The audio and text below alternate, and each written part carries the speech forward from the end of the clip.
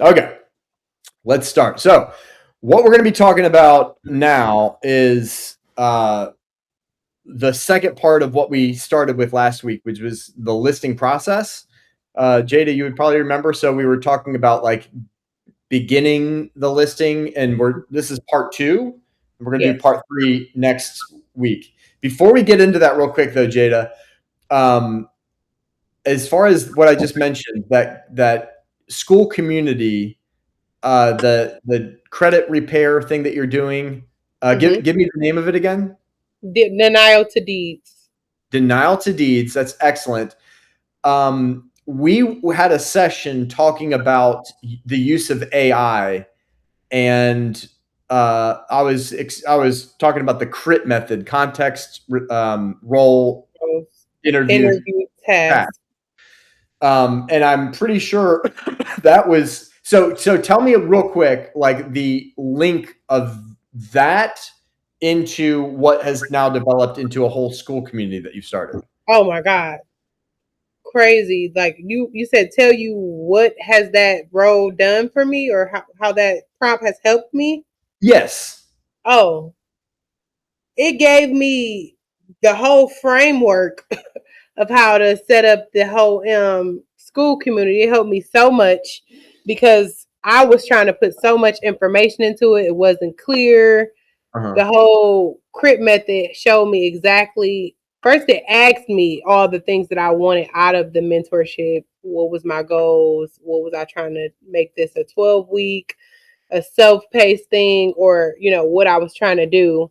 And it basically built the whole funnel, the whole framework, exactly how to line it up and position it, how to sell it, how to be active in the community, a checklist, a task list of everything to do to have it running smoothly. It helped the whole dynamic of how I even created it, and it helped me do it fast. Like Yeah. if I would have had to do it without it, I wouldn't have done it as fast. Yeah. Exactly. Yeah. Yeah. So, Chris, I don't know, and people have different opinions about AI, but I mean, I'm totally convinced. It's as far as real estate goes, that ship has sailed. Like we need to be on that boat.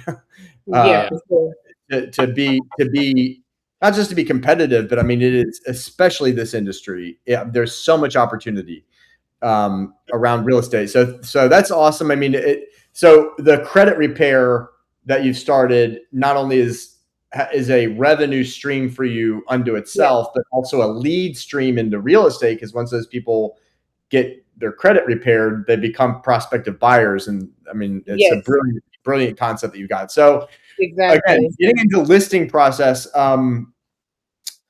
So what we want to do now is, last week got us up to the point of more or less the listing going live. Yes. And what I want to pick up now on, and Chris, you can just be thinking in terms of, when you get to this place, you've got clients. Once we get the listing live, it's now on the MLS. What do we do now? So from the point of going live to the point of we're beginning to receive offers. So that's what I want to tackle. And the concept is this: how do we wow our seller? So it's not just a matter of like ticking the box, getting the job done. I always teach the ultimate goal should not just be the end of the transaction and getting our commission check. It's wowing our client to the point that after that transaction, they start wanting to tell their friends and their family about us because of the service that we gave.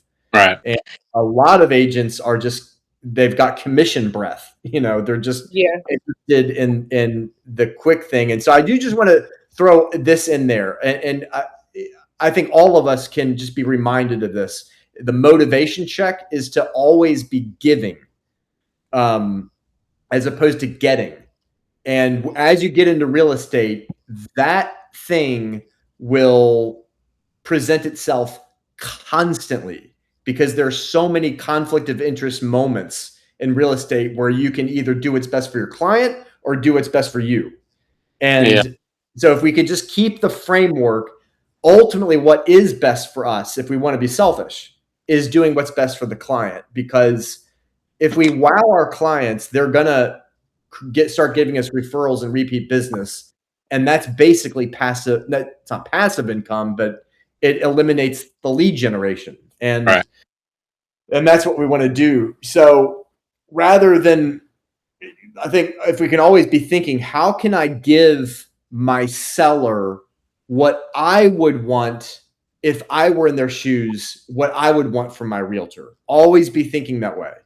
And, and even ultimately at the end of our lives, we want to turn around and look at what we did in real estate and not just think, okay, like I've made a bunch of money. We want to have given people something, a purpose. Exactly. So I just want to encourage us with that. And we're talking about listings. I am going to get into what I said I'm going to talk about, but just another point I want to say is why are listings so important? Because obviously there's buyers. Buyers can be fun. It's exciting to be walking with a couple into a potential new house, and it's emotional, and it's, all those things. But sellers from a strategic standpoint are more, number one, are more time leveraged. When you're, as we're going to talk about in the next couple of minutes, when you're working with a seller, you do not have to go to that house on the nights or during the weekends. That's huge for me. Yeah. As a pastor, I'm wanting to be able to be free from my other stuff. You've got buyer's agents going into your house. They're the ones showing it, and you're just receiving text and phone calls and offers. So it's better time leveraged. And then another huge point, listings generate more business. Yeah. Every time you take a listing, you've got a sign in the yard with your name and your number. You've got social media posts that are going out showing the activity that you're doing. You've got an open house where buyers are coming in, walking to you to meet you. You've got the seller themselves oftentimes becomes a buyer client. So many different marketing opportunities that all stem out of a listing. So I always encourage mentees, focus on sellers and the rest of the business will come. So how do we wow our seller clients? First of all, we need to be, and this actually is technically before you get into the live listing, but pricing is so bad. It's so important. So Jada, let me pop quiz you real quick. Okay. And hello, Roy. Good to have you. Welcome in. Hi. Jada, let me pop quiz you real quick. What is best, to underprice the house so it can sell quickly, to price it, overprice it to see how much we can get for the seller, the max, or to price it to be competitive with the market? What do you think is going to be best? Not to put you on the spot. Let's put you on the spot. Price it to be competitive with the market. Jada, I think your fast is interrupting your internet connectivity, but I did hear your answer.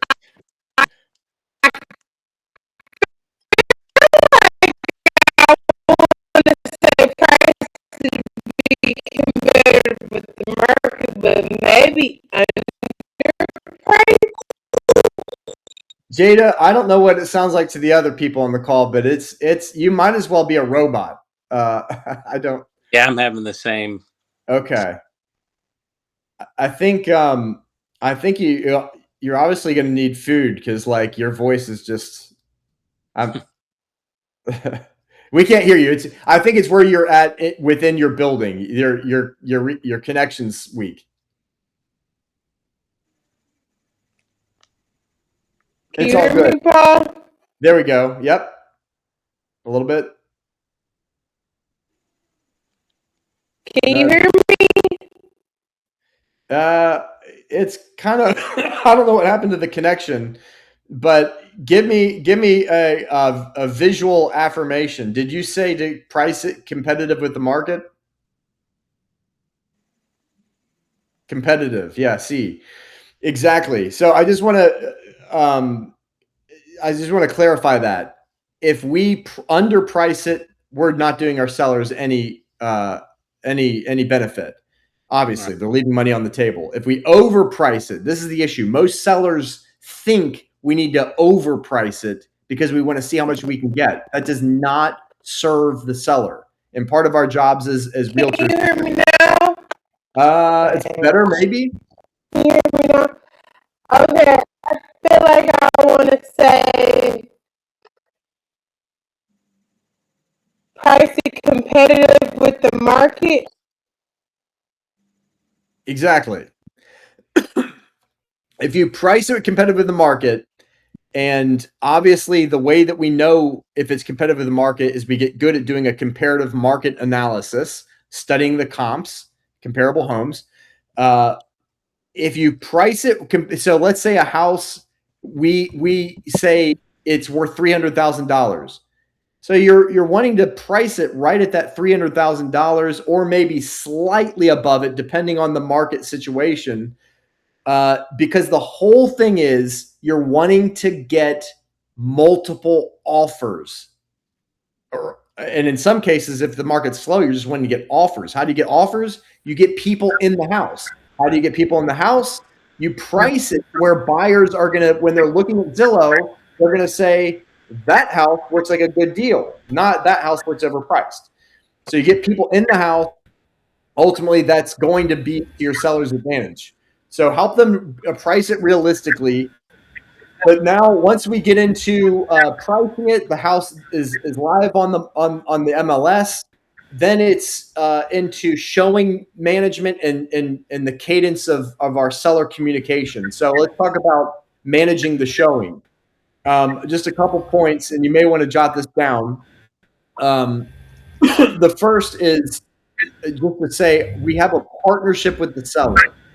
Uh, so it's yes, we're realtors. Yes, we're representing them, but there's very much work that ultimately has to be done by the seller themselves.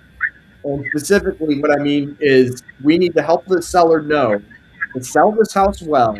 They've got to have the house ready for showing.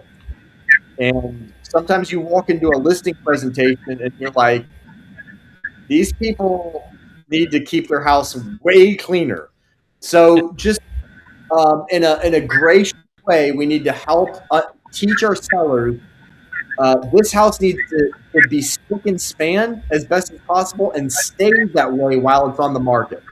It is a tall ask sometimes, but we really need to encourage them. Every time a buyer walks through that door, they need to be impressed with the curb appeal and their experience inside the house. The second thing is the seller. We're going to need to educate our sellers, help them to understand they need to accommodate showings. So sometimes you just have these narrow-minded people who want the house to sell and for it all to accommodate their schedule, and that doesn't happen. We have to get out of the house in order to allow showings to take place. And you do not want your sellers in the house when showings happen.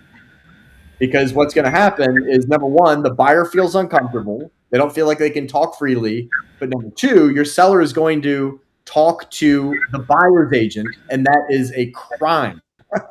You do not want your seller engaging directly with the buyer's agent, because inevitably that buyer's agent is going to get information from your seller that can hurt in the negotiations. You want to keep a distance there. That makes sense? Oh, yeah. All right. So second thing is perfect is the showings themselves. So real simple. You want to. There's a couple ways to have communication with your seller when showing requests are coming through. So buyers agents are going to schedule showings, and one thing that you can do is set it up in the MLS, a thing called showing time. I think it's the same in Georgia. Chris, I'll know in a few weeks. But in either case, whatever the platform is, you can set it up to where the seller gets the request themselves directly by text or email, and they approve the showing request.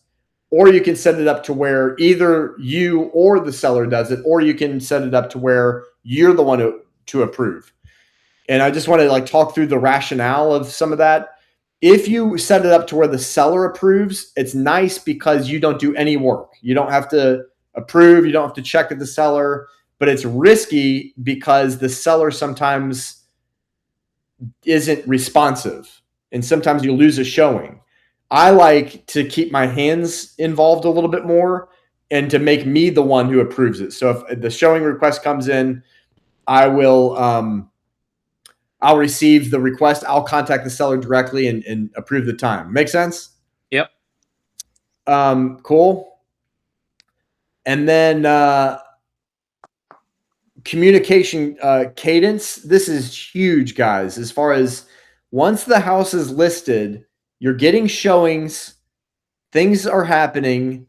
But I just want to say this incredibly important point is you never, ever, ever want to have your seller client contact you and ask you for an update. You have failed your seller if that ever happens. Even if they're not mad at you, psychologically, they have felt like they have to be the proactive one. It's tantamount to, have you ever been in a restaurant and like you're sitting there and there's something wrong with your order and you need your waiter's attention and you cannot get them. They're serving everybody else and you keep on turning around. You're trying to enjoy the conversation, but you keep on looking. It's basically just like that. I think we lost Jada, by the way. Yeah. So you never ever want to have your seller reach out to you. We always need to be proactive with that. And the best way to do that is to set a day and you communicate with your seller at the beginning when you're going to reach out to them. I always tell my seller every Tuesday afternoon, you're going to get some form of communication from me. And in that communication, you're going to know what I did to market your property over the past 7 days. You're going to know a report from me, how many showings we have, any feedback, and or offers. Although they would know any offers because you'll tell them immediately. And then lastly, what my plan is for the next week. Sellers love you. Even if they don't have an offer yet, if they can see all the work that you're doing, half the battle for the seller is just not knowing what's going on. So the more we can be communicative, the more at ease they feel. So I would always have at least one moment that if I haven't communicated that information organically as we've been back and forth throughout the week, I'm always going to get back to them by Tuesday afternoon with that bit of information. By the way, if we need to have a price reduction conversation, doing what I just described paves the way to make that easy. Because if they're having a conversation with you, it's been 3 or 4 weeks, we don't have a good offer yet. To come to them at that point, they know you've been putting in the hard yards. It's obviously the price that needs to come down to get the offer. That's a way easier conversation if we're highly communicative, rather than they don't know what you've been doing to try to market their property and now you're wanting to reduce the price. It just looks like you're not doing your job. Right. And last thing, you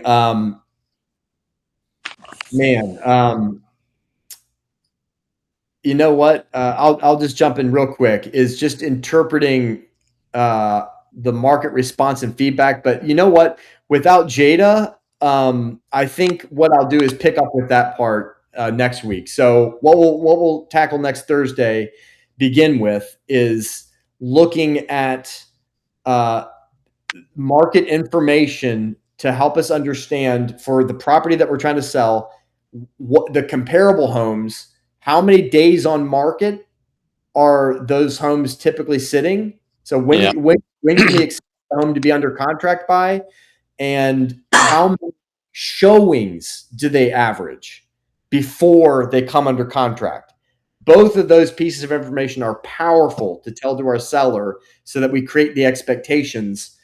Because if, let's say, on average, comparable homes are showing 20 times before they come under contract, and we've had 25 showings, that's a lot. But and we still don't have an offer, it would suggest that the price is probably too high. We've tested the market; it's not priced correctly. So we just want to start off next week looking at how to do that. All right. Any questions from either of your side? Jada, welcome back. Thanks. My laptop died. What's that? My laptop died, Sorry. Oh man. Well, Paul, sorry. you have to teach them about your perfect time management too. That's for a future week. Right. But all right, so we're coming to the end here. Jada, as far as you, because you're like in the team aspect, here's my assignment for you this week. You ready? Yes.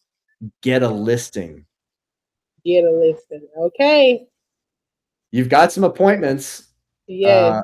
You can do it. So either one of those hot leads that you have that have been flirting with listing, maybe if it's right, they can go live and sign documents, or one of these new appointments you got. Well done on setting this appointments, Jada. Thank you, Paul. All right, guys. Well, I'm going to let you go, but we'll be back here 2:00 next Thursday. Love to have you. Roy, so cool to have you for the first time. Wherever you are. Roy, real quick, where are you coming in from? Indiana or something? Or? No, so I was actually in Fort Worth. I was driving up this morning I'm in Houston right now. Texas. So, yeah, I'm in Houston, Texas. So I got in a little bit late on the meetings. I saw that you were live, so I just hopped in on the last 15. But we had just got in. So are you traveling through Houston, or are you you live there and you're in that market? No, I'm in both the market for Dallas and Houston. So I have like a house. I have like a house here as well. Oh, nice. Okay.